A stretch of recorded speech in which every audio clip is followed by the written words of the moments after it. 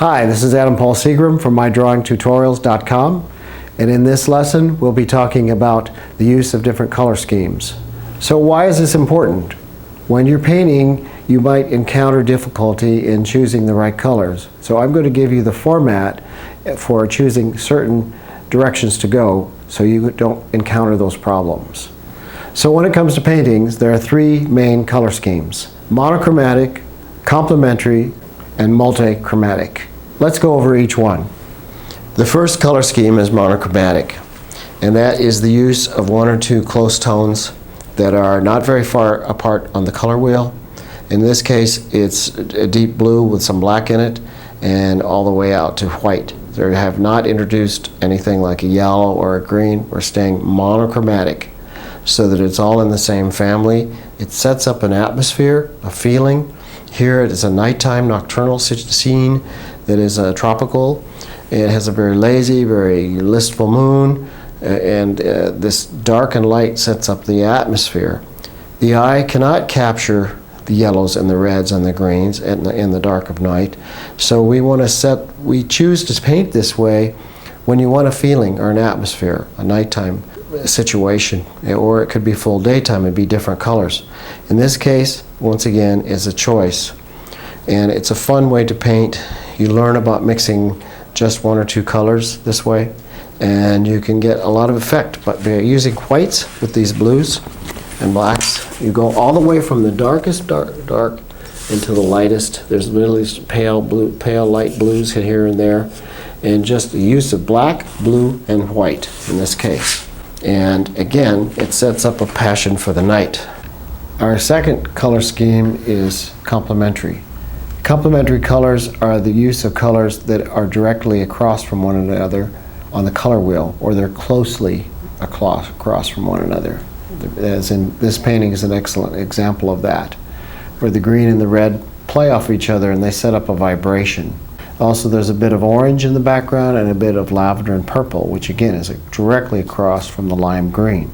So they give a vibration, they'll set up a feeling of electricity that the eye catches. So they always work well together. This one is a little bit unexpected, but you'll see that how it sets up a vibration.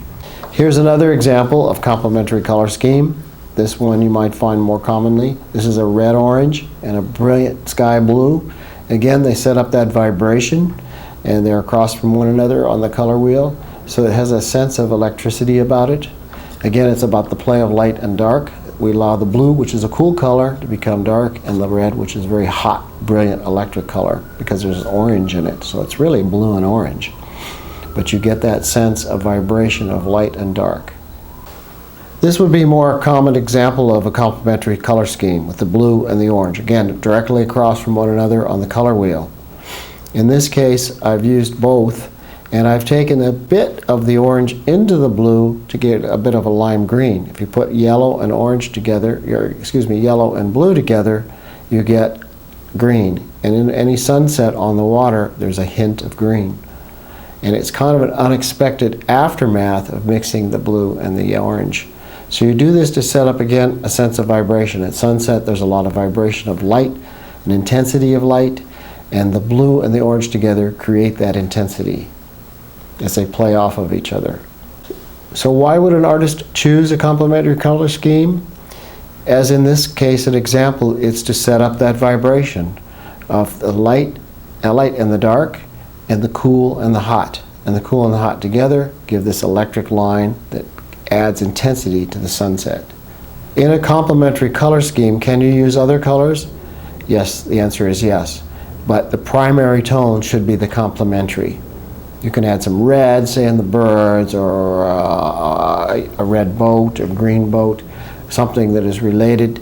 But in this case, the primary colors in a complementary color scheme are those that are opposing on the color wheel. The last color scheme is multi-chromatic. This is the use of many colors. There's no restriction on the colors you might use. You would probably use all of them at some point, all of the primaries to make your tones.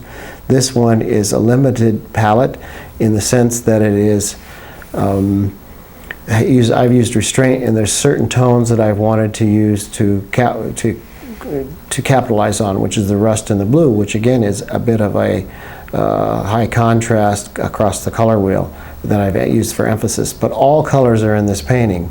You don't see any red, but I've used red to create colors. And you can use this or not. In this case, this is an impressionistic style and palette, which is a bit of a limited palette in that I don't have any pure yellow, pure red, but I've used those colors to create all the colors I have here.